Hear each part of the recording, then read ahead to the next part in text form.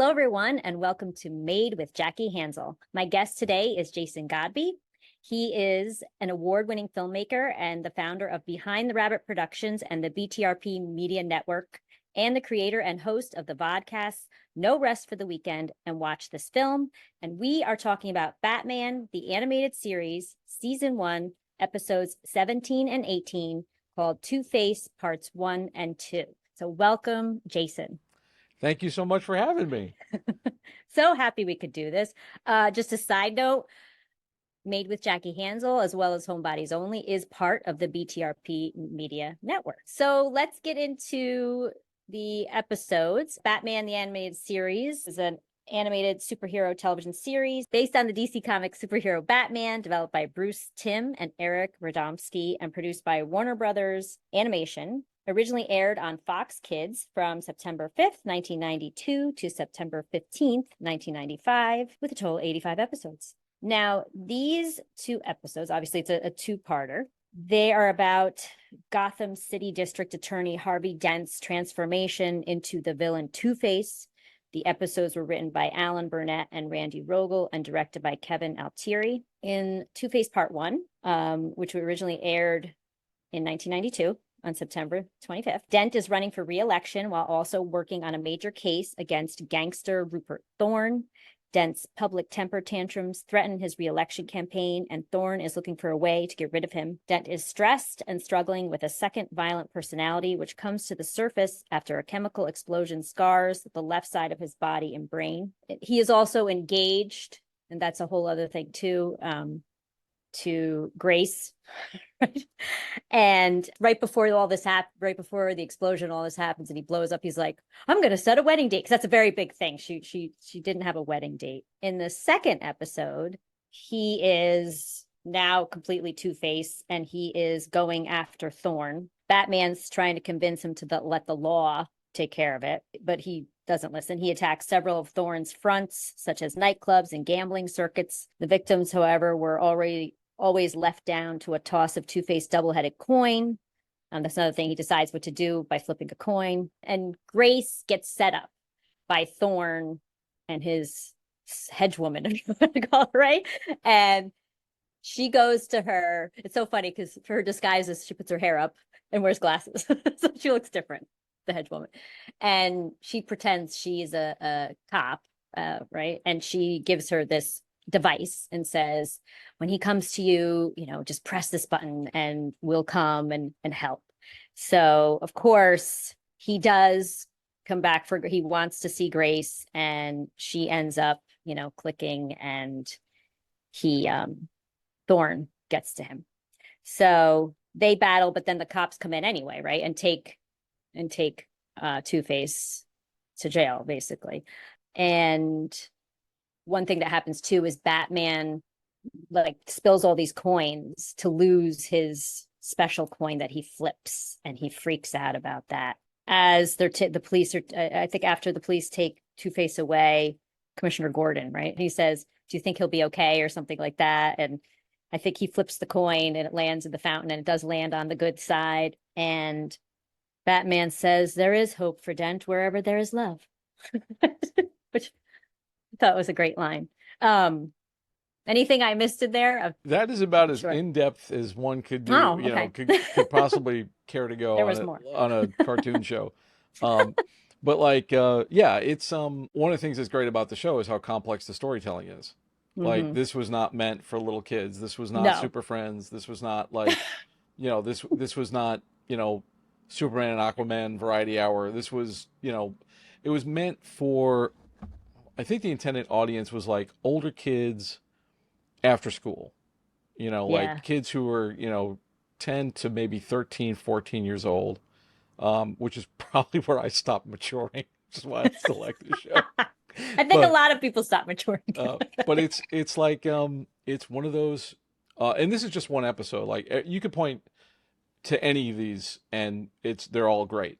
Like, even the ones that are not the best versions are still 10 times better than the average cartoon show of the era. Yeah.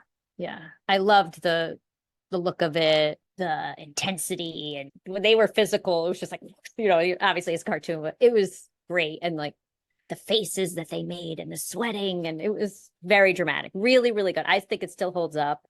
I did say not really for kids. This is a very, I mean, maybe, I mean, these were the only 2 episodes I've watched of this show. And I do love Batman. He is one of my favorites. And there was a lot of symbolism in it.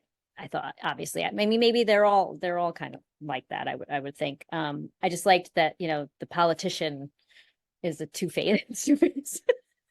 Not subtle. Yeah, not subtle. Originally I was like, oh brother, like Grace, I was just like, oh, all she cares about is being married and da, da, da. But I didn't know the storyline at all. I really didn't. So I was like, oh, she still loves him, even though he's, deformed, whatever you want to call it. So, and then of course she was the one that got him caught by the Everybody's trying to do what's right for Harvey. Batman's trying to do what's right for Harvey, and so is she. And everybody knows that he needs help. My question to you is, how much do you want to like nerd out about this show? Like, how much do you want to go into it?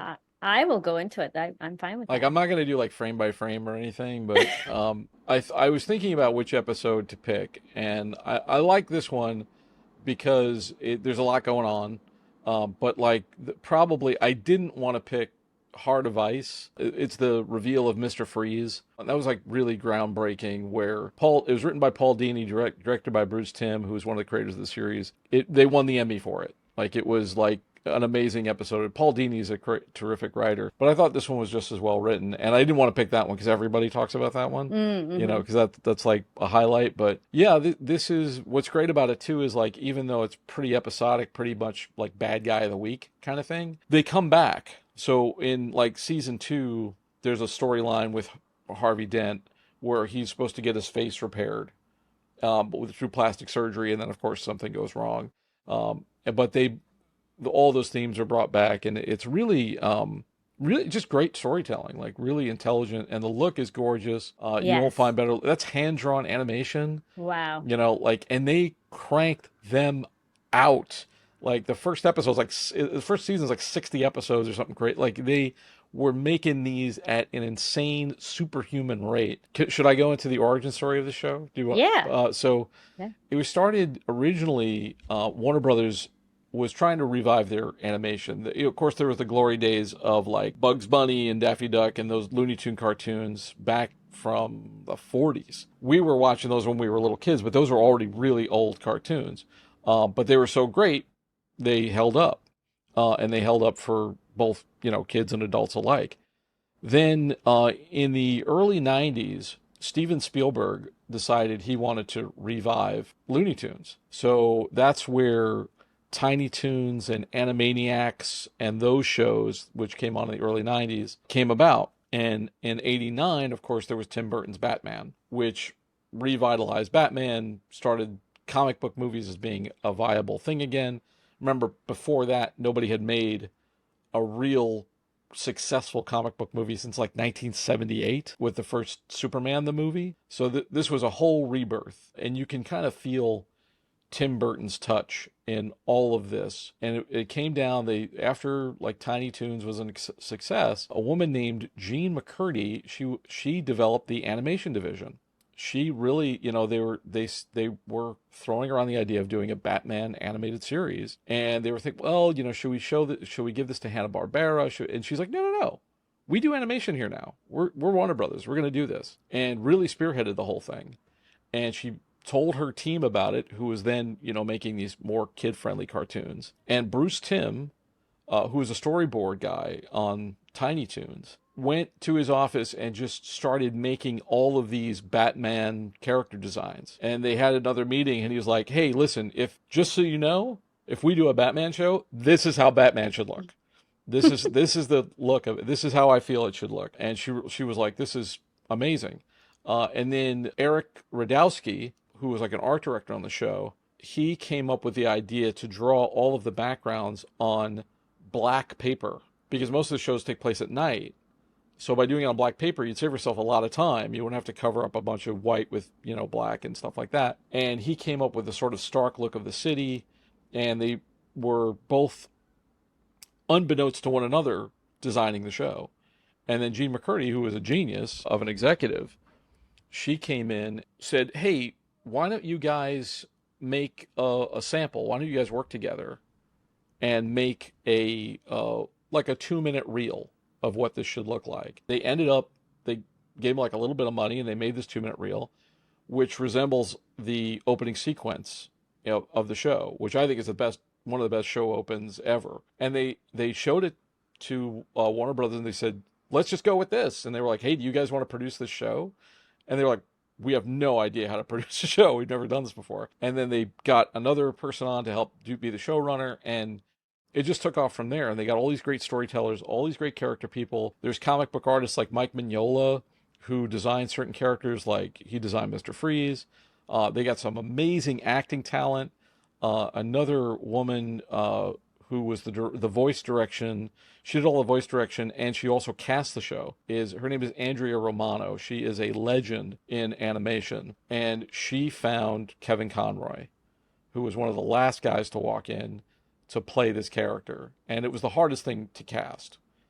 Nobody could do a credible Batman, and they didn't want people trying to do Michael Keaton, and because that was the last Batman on film. Yeah. And he just came up with this great interpretation where he decided that Batman was the real guy and Bruce Wayne was the mask. Bruce Wayne is the character that Batman plays. Wow. And he made him sort of foppish and a little bit dandy and that playboy, carefree type guy. But meanwhile, the real guy is Batman. The other tough role to cast was the Joker. They originally had cast Tim Curry, who's amazing, but I think one of the executives didn't like Tim Curry, and then Mark Hamill walked in, and Mark Hamill was like, the sides or whatever they had given him said, don't think Jack Nicholson, basically don't try to do a Nicholson impression, right? And he was like, okay, great, now I don't have to worry about that, right? That burden is gone. And then he just came up with the greatest Joker in the history of animated Jokers. And those two guys went on to do multiple films together, multiple series together. It got to the point where Hamill liked working with Conroy so much that he said, they would say, hey, do you want to come do the Joker on this animated whatever movie or whatever? And he would say, who's Batman? And if it wasn't Kevin, he wouldn't take the job. Wow. And then when Conroy passed away, sadly, he retired his Joker. Those guys are, if you talk to hardcore comic book nerds, when they read Batman comics, Kevin Conroy is the Batman they hear in their head. Right. Mark Hamill is the Joker that they hear in their head. And they really revitalized all those characters. These guys didn't quite look this way in the comics. They had to sort of simplify the Batman design because they couldn't do, in animation in particular, you can't do all the musculature and stuff that you can in a comic. It's just too bloody difficult to animate. But they came up with this really great sort of simplified versions of the characters that really look good. Like normally for Two-Face, for instance, in the comics, I think he's wearing sort of this greenish, purplish tweed kind of outfit in the old comics, and that would just be hell to animate. So Bruce Timm was like, all right, black and white. He's wearing half and half black and white, even down to for this one, the title card it just says Two-Face, and it's that very stark looking picture. Those are all hand painted. This was like an art film. This is the Citizen Kane of animated features. Citizen Kane was an inspiration because it was done in a very film noir style. That's where you get all this stark lighting, the sort of shafts of light and things like that, and everything's very stark and contrasty. And the other inspiration was Max Fleischer's Superman cartoons, which he had done in the 40s. Remember, Superman's from 1938, and they had made these serial before the main feature, they would show these short serials, and some of them were animated like the Looney Tunes cartoons, but this was an animated and every frame looked like an oil painting. It's one of the most beautifully animated things ever. And they looked at that and said, well, obviously that's what we should do. And the other thing that's amazing, another woman on the team was Shirley Walker. The theme for the show is Danny Elfman's very iconic Batman theme that they use in the movies, but Shirley Walker did all of the other music. And she also recorded the music live with an orchestra, which was something that was not done for animation ever. And probably will never, this stuff, because the orchestra came about because of Steven Spielberg. Spielberg was like, okay, so when do we bring in the musicians to score it? And everybody was like, we don't really do that. McCready was like, no, no, no. We're Warner Brothers. We have an animation studio. We're gonna bring in musicians to score it. And that's where you get that amazing soundtrack. All of these were like kind of probably never been done before or since. And that's why the show still holds up. That's why it's iconic. And that's why many other shows have tried to emulate it, but most of them probably don't have the money to do that because it's a lot of talent, a lot of hours making these things. Speaking of, there's going to be a new Batman series. Yes, that's another reason why I thought it would be cool to talk about this, because there's a nice synergy with the new Cape Crusader series, which is being done by the same people. It's not, well, of course, Kevin Conroy's passed away, so it's not him. Hamish Linklater is going to play Batman, but Bruce Timm is the exec producer of it.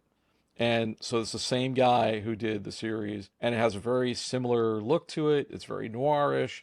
And I've only seen the trailer so far, but it looks fantastic. I saw the trailer briefly. Actually, I think it was last night because it's going to be on Prime. And I was like, whoa, that kind of looks like, I mean, the little quick part that I saw, I was like, that looks very similar. How many seasons or how many series have they done? I mean, this was season 1. So. The way it's laid out on HBO, on Max right now is, I think, a little bit different, because I think they counted the first couple of seasons as like one big season. Okay. And the show kind of morphed. It was Batman the Animated Series, and then it became, I want to say, the New Adventures of Batman and Robin, where they changed the show open to incorporate Robin more. And then I think it became New Adventures of Batman or something after that, where they changed the character designs because they wanted to be in step with the new Superman animated series and the subsequent Justice League series that they made, which are also really good too. There's Justice League and Justice League Unlimited, which are both on Max now, and they're terrific. They're really, really strong storytelling, great voice casting. Andrea Romano worked on them. Kevin Conroy worked on them. He's Batman, and there's great voice casting all the way around. But these were really, I feel like it's like this little, really special pocket of time. It's one of those things that it's like Sid Caesar or something like that, where this iconic television was made because nobody told them they couldn't do it. Yeah, I'm glad you picked these episodes in this series because I really did enjoy it and I want to watch more of them. So there you go. And I'm curious to watch the new new one. Yeah, they're a fun binge too. Like you can because they're quick. Without the commercials, it's like 20 minutes, right? Man, in and out. Really quick. Yep. So let's get into you. Oh God, how did you get into all this? How did you start doing? It's much more fun to talk about Batman. But like, in terms of doing what I do now, well, there's the epic, long story of that starts, like in high school, but in most recent years, with starting with the podcast and stuff like that, it was really born out of a couple of things, personal things here and there, but I had sort of started listening and watching podcasts on YouTube, and I'd seen people like Kevin Smith do his podcast, and I thought, oh, you know what, I could do that, and at first I was a little bit squeamish about it. I wasn't really keen on talking to the camera. I was fine talking to people, right. Like when I interview people, that's like second nature, but talking to a camera just made me feel like a right. jackass. So I was like, so the first season, first 10 episodes, there, Victoria Oliver, who is much better looking than me, talks to the camera and does the intros and outros, and I just did the interview part. And then I was like, well, this is not sufficient. I should just learn how to talk to a camera. It was kind of thing where I started interviewing filmmakers because I wanted to know the whole genesis of No Rest for the Weekend was to demystify show business, because it's one of the few things where, like, most businesses, like, okay, you start out, you're an intern, and then you get to be an assistant, and then you get to be an associate, and blah, blah, blah, manager, director, whatever it is. In show businesses, there's none of that. There is a sort of hierarchy, like in the unions and stuff. If you want to be a camera operator, you start out as like a PA to the camera department, and then you become a second AC, and then a first AC, and then a camera op, and then maybe you can work your way up to DP. there's also guys who just made movies and were like, okay, I'm a DP now. Hire me as a DP. Who didn't go through that system. Directing is the same thing. Like directors can start out as assistant directors or as PAs or something, and then eventually get to director's chair, or they can just spend a bunch of their own money and or con their friends into giving them money and make a feature film and say, okay, I'm a director now. And it was really hard to see like, well, okay, so you made this film. How did you get it distributed? How do you get to festivals? How do you get like a deal? How do now it's like about streaming and how you get there. More for myself anyway, as a filmmaker, like, and a creator, I was like, I want to figure this stuff out and maybe help some of my other fellow filmmakers figure this stuff out. And then, I ran out of friends to interview in like season 1, and then we started going to film festivals so I could meet more people. And it was really initially about the films and the filmmakers. And then a couple 3 years ago, we started getting into bigger festivals like Tribeca, and it was just night and day seeing the view count and the listen count go up when you started putting famous people in front of the camera. And then we sort of pivoted to becoming more of an entertainment news, movie reviews type show. And, it's a different show than it was because it's not as sort of inside baseball, but it's still, I think, informative if you're in the industry, because we do actually have some industry interviews. Recently, I had one of the top people at SAG, who was like the number 2 to Fran Drescher, come on and explain like the strike and things like that. But, then you're interviewing Jason Schwartzman on a red carpet or, something like that. And that's been, that's propelled us into what we're doing now, which is a lot of festival coverage, a lot of movie coverage. And it's fun. Now, we have a team of people that work with us. I have a team of writers, and I have a co-producer, Oliver, who does a lot of stuff with me. And this year at Tribeca, which was just like a ginormous undertaking, we actually had 2 different teams work. I was on one red carpet, and then we had another team on another red carpet. Which was great, but a lot. And we just started getting sponsors and stuff like last year, so it's still pretty much in the toddler phase as far as being a business, but but hopefully it'll grow beyond that. What do you do? What do you do for your downtime to unwind? I feel like it's watch stuff, but Yeah, I guess that's that's probably it. I just watch stuff. I have because I'm the producer, the writer, the director, and the editor. It takes up a lot of my time. Yeah, I mean, I watch a lot of TV and I watch a lot of films, which for some I actually try not to make into work.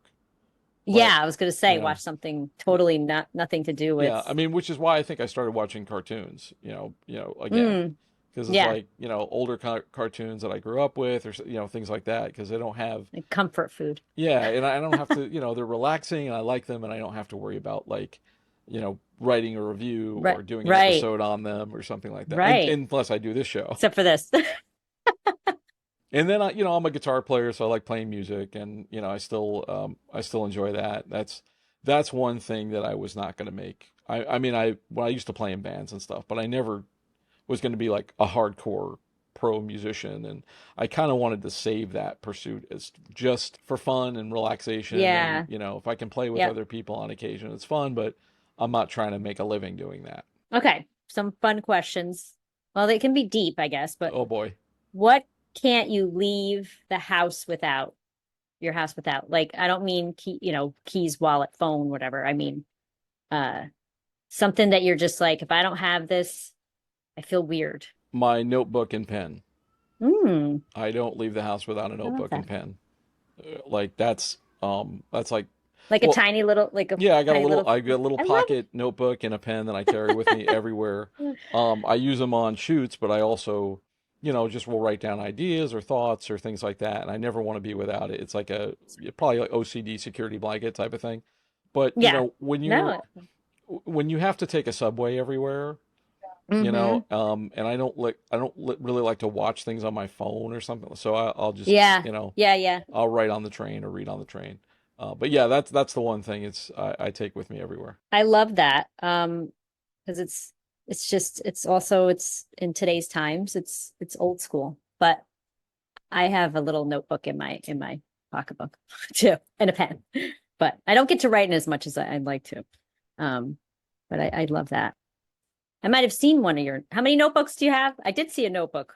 Several. I was gonna say you have more though. Yeah, I Well, thought so. there's the personal journal notebook, which I keep just for me, and then Yes. there's the production notebook. So Ah, whenever I do shoots and stuff like that's where all my shot lists are written down, yep, and yep. little ideas and stuff. And when we shot together the other day, I brought in I was up probably the night before writing different ideas for shots that I want to get. But yeah, there's always, and then to get a little bit more I guess OCD or specific is like a lot of times each project will have its own notebook. Notebook. So like if I have, if I'm doing, like I just finished a documentary project, so that there's a notebook full of those ideas, Mm-hmm. you know, and it's just my way of organizing. I mean, I use the computer. I'm not a Luddite, I use Google Docs and stuff like that too. But to me, it's like there's nothing faster than I can't. I don't think I can type as fast as I can write. I think I do type faster now than I write. Used to not be like that. But I will say, I do think I'd be making this up, but there's like been studies done that talks about there is something about the physical, the writing. It's different. It's different than typing. Typing feels more permanent. I don't know. I feel like things flow when you're writing though too. There's just a different brain flow The going or ink something. flows right from your subconscious right onto the paper. Yes. And I used to say, like I get it down on ink and paper where I can't hurt anybody. Like if you're thinking about whatever dark, awful things, you can write them down, and Instead of saying it. You don't have to say them. But it's a release. You don't have to spray paint them on the subway wall. You can just write them down in your little book, Yeah. and nobody will ever have to read it. Right. I have a question. Do you have to have black ink or blue ink for your pen? Like, do you have to have a certain color ink? Because I do too. I always use Do you? black. Always Me black. too. Me too. I can't. If I have blue, I'm like, oh, I don't know. I don't know what it is. There's people who write with those all color pens. It's like green and purple. It's like, what are you No, doing? no, Like, they don't work that well. yeah, but like, and never a ballpoint. Always a fine line pen. Mm, You know, hmm. but writers are like that. I mean, there's a great Stephen King book. They made a movie out of it. George Romero made a movie out of it with Timothy Hutton. It's called The Dark Half. I don't know if you've ever seen it, No. but Nope. in that book, the character writes with pencil. He's an Ooh. author because like every Stephen King protagonist is an author. Oh, Well, yeah. but like his dark half, his evil half, writes with barrel black beauty pencils. That Oh, it's like in the book, like that's so it's funny. very much a part of it. But yeah, Yeah. writers get very monogamous about what they use. Yes. Maybe this is a little deeper, but it can also be superficial. What can't you live without? I mean, this could be peanut butter, like like whatever however you want to do it. Some people have been like friendship, and I'm like, oh, but I mean, people always ask you that, like, what would you bring to a desert island, oh kind of yeah, thing, or what, for yeah. me, it's I have to have music. I have to have, like Hmm. I don't know. You don't get from like zero to me without lots and lots of movies and television. Yeah, Like I would think, yeah. there's especially I think our generation too. Like I don't know about you, but my co-parent was a television. Yeah, and that like probably did some of the heavy lifting at times. Yeah. Um, and we were the MTV generation, so I think we were Hmm. really we were the lab rats for that Yeah. particular. So now it's just hardwired. Like there's stuff that I say, there's things that automatically come out of my mouth, and they're quotes from TV shows and Right. film. Right. I, it's that stuff is just in there. It's like that's embedded in my DNA. Yeah. So if I took that Yep. away, I don't know what would be left. I'm a little scared to find out. I think that was it. That was more of my questions. Of course, I would ask can people find you? So for No Rest for the Weekend, we have a website and blog where we do movie reviews and we post movie release news and things like that. And that's no rest for the weekend podcast.com. If you want to find the show, it's in a bunch of different places. It's on all your major podcasts, Apple Podcasts, Spotify. It's also on YouTube. Our YouTube channel is youtube.com/getbehindtherabbit. And then our other shows, including the 2 shows that you had, are all on the BTRP Media Network, and that's btrpmedia.com. Yeah. I have a question that I forgot to ask you. Okay. What is Get Behind the Rabbit? What is behind Get Behind the Rabbit? Oh my God, you're the first person to ask me that. Really? I don't. Wow. I don't know if anybody's ever asked me that before. Maybe they just were like, I'm not going to go there. Well, it's not like it's not. Well, some people have seen the logo and said what was, like what inspired this or whatever. But right. Yeah, Behind the Rabbit Productions came from. It's a quote from Monty Python. Monty Python and the Holy Grail. Okay. Where they encounter the killer killer rabbit in the cave, and the guy said he's like a fierce killer, and then the guy's like, "What? Behind the rabbit?" And that's where it came from. Thank you. I had a feeling it was from. Yeah. I mean, you knew I didn't know it was reference. Monty Python. Yeah. It had to be a movie reference. Yeah. So glad I know that now. I have to watch that movie again. My oldest sister, she always hates when I call her that, but my oldest sister watched it a lot, and I was kind of too young almost to understand it because she's so much older than me. No, I'm just kidding. No, so I feel like I haven't revisited it being older, so I got to watch that. But what's your sister's name? Bernadette. Okay, Bernadette is writing a bad review of this episode. She's now commenting on Apple Podcasts and giving 1 star. Come on, I'm 25, so That makes me 25 too. All right, yes, let's do this. Exactly. All right. Well, thank you so much. Thank you. Thanks everyone for watching. You can find me, Made with Jackie Hansel, on all audio podcast platforms, on YouTube, Made with Jackie Hansel. Also, I have a podcast with my co-host Diana Johnson called Homebodies Only. That is also on all podcast platforms, as well as YouTube, Homebodies Only podcast on YouTube. This is the BTRP Media Network.